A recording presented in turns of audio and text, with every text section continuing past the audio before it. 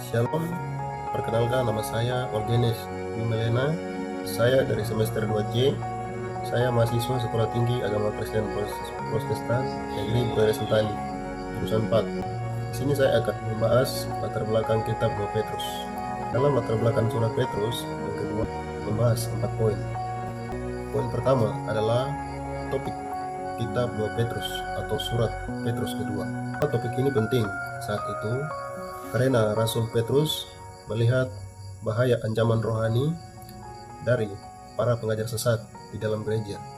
Jadi pada masa gereja mula-mula setelah para rasul mulai menyebarkan Injil, muncul sebagai ajaran yang menyimpang dari kebenaran telah diajarkan oleh Yesus dan para rasul. Ajaran-ajaran sesat ini berpotensi merusak iman jemaat, memecah belah persatuan, dan menyesatkan banyak orang keselamatan. Sebagai seorang rasul yang bertanggung jawab kesejahteraan rohani umat Tuhan, merasa perlu untuk memberikan peringatan yang tegas dan membekali jemaat dengan kemampuan untuk mengenali dan menolak ajaran-ajaran palsu tersebut. Selain itu, muncul keraguan terhadap janji kedatangan Kristus yang kedua kali yang juga perlu ditegaskan kembali.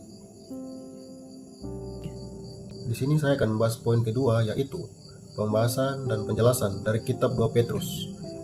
Kitab 2 Petrus oleh Rasul Petrus kemungkinan besar pada tahun 64 sampai 65 Masehi, menjelang akhir hidupnya.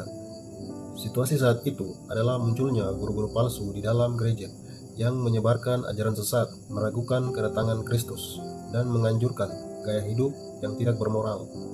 Petrus menuliskan surat ini sebagai peringatan terakhir dan untuk membekali umat Kristen dengan pemahaman yang benar agar mereka tidak tersesat.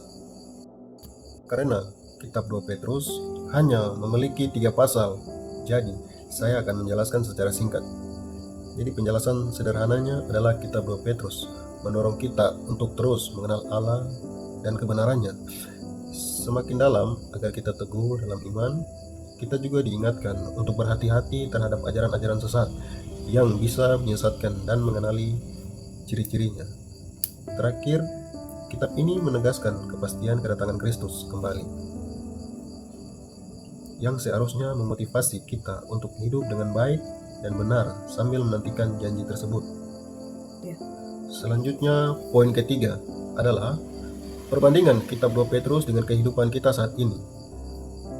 Ajaran dalam kitab 2 Petrus sangat relevan dengan kehidupan kita saat ini, karena munculnya berbagai ajaran sesat.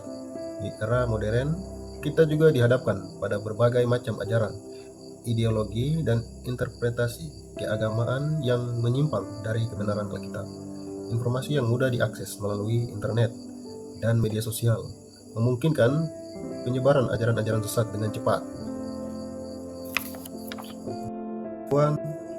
Terhadap kedatangan Kristus.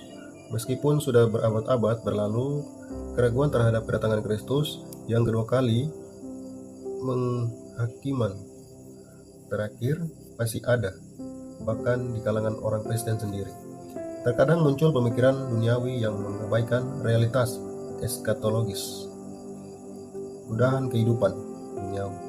Kita terus-menerus dihadapkan pada godaan materialisme, hedonisme, dan nilai-nilai duniawi lainnya yang dapat mengalihkan fokus kita dari kehidupan yang suci dan saleh. Pentingnya pemahaman Alkitab yang benar. Seperti pada zaman Petrus, pemahaman Alkitab yang dangkal atau interpretasi yang keliru dapat membuat kita rentan terhadap ajaran sesat. Oleh karena itu, penting bagi kita untuk terus belajar memahami firman Tuhan dengan benar. Berikutnya saya akan membahas poin yang terakhir adalah manfaat pengetahuan dari kitab 2 Petrus. Bagi pribadi, lebih waspada pada ajaran salah. Makin yakin Kristus datang, hidup makin sungguh ikut Tuhan. Bagi komunitas Kristen lain, jaga ajaran gereja benar, makin bersatu, ingat janji Kristus akan kedatangannya. Bagi semua orang akan tahu mana benar dan salah, dan harapan kemudian dapat mengubah hidup lebih baik. Demikian penjelasan keempat poin dari latar belakang kitab 2 Petrus. Mohon maaf jika ada kesalahan kata Tuhan Yesus memberkati. Shalom.